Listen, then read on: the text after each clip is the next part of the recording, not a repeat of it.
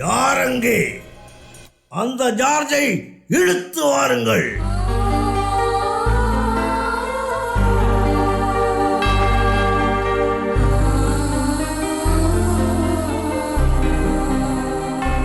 அவனை நம் தெய்வத்தின் முன் நிறுத்துங்கள்.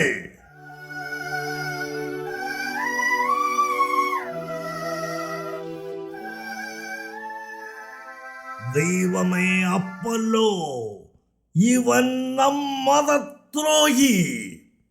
நம் மதத்தை அழித்து கிறிஸ்தவ மதத்தை பரப்பி வருகிறான். இவனை சக்தியால் நம் மன்னருக்கு கீழ்ப்படிய செய்யுங்கள். அரசே, இதுதான் நீங்கள் வணங்கும் தெய்வம் அப்பல்லோவா?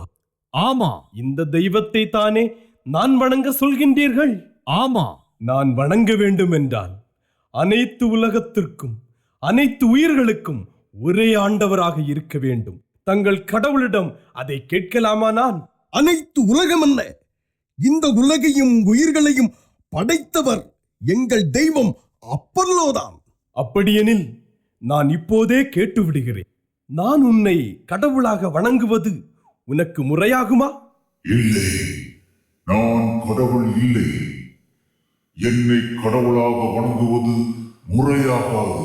நீ ஆராதிக்கும் கடவுளே மெய்யான கடவுள். நான் ஆராதிக்கின்ற கடவுள் மெய்யான தேவனாய் இருக்கிற பொழுது நீ ஏன் அவருக்கு எதிராக இங்கு இருக்கிறாய்? போ அப்பாலே.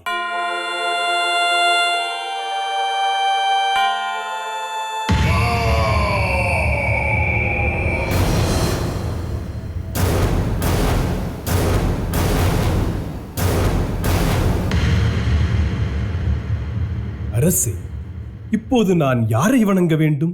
மன்னவா, நம் குல தெய்வத்தை அவமானப்படுத்திய இவனை நீ ஒரு நொடியும் விட்டு வைக்காதீர்கள். இப்பொழுதே இவனை கொன்று விடுங்கள். வீரர்களே, இவனை இழுத்துச் சென்று வெங்கல விலங்கிட்டு காற்று புக முடியாத கடும் சிறையில் அடையுங்கள். எல்லோரும் கரைந்து செல்லுங்கள்.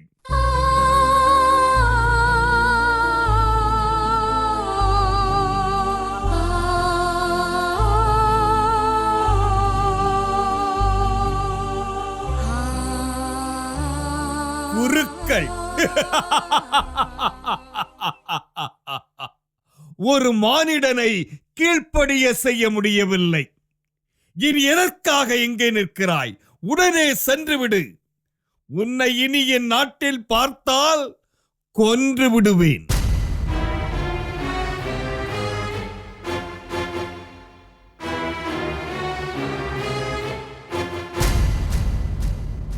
மன்னவா, நம் தெய்வ விக்கிரகத்தை உடைத்தவனை அடுத்த நொடியே அழிக்காமல் ஏன் விட்டு வைத்தீர்கள்? வேதகுருவே, ஆயிரக்கணக்கான மக்கள் மத்தியில் அவன் இதை செய்தான். இப்போது அவனை கொன்றால் மக்கள் அவன் வழிபடுவது உண்மையான தெய்வம், அதனால்தான் அவனை அழித்தேன் என கருதி விடுவார்கள். அதனால் அவன் நாருயிரை அழிக்காமல் விட்டு வைத்தேன். மன்னவா, உங்களின் திட்டம் அறியாமல் பேசிவிட்டேன், என்னை மன்னியுங்கள். வேதகுருவே, நாட்டில் கிறிஸ்தவர்கள் பெருகிக் கொண்டே வருகிறார்கள். ஆகையால் நாம் அவனை கொன்றதாக இருக்கக்கூடாது. அது அவர்கள் மத்தியில் கொந்தளிப்பை ஏற்படுத்திவிடும். அவனாக மாண்டதாக இருக்க வேண்டும். அதற்கு தாங்களே ஒரு வழி சொல்லுங்கள். மன்னவா, எனக்கு தெரிந்த ஒரு மாந்திரீகவாதி இருக்கிறான்.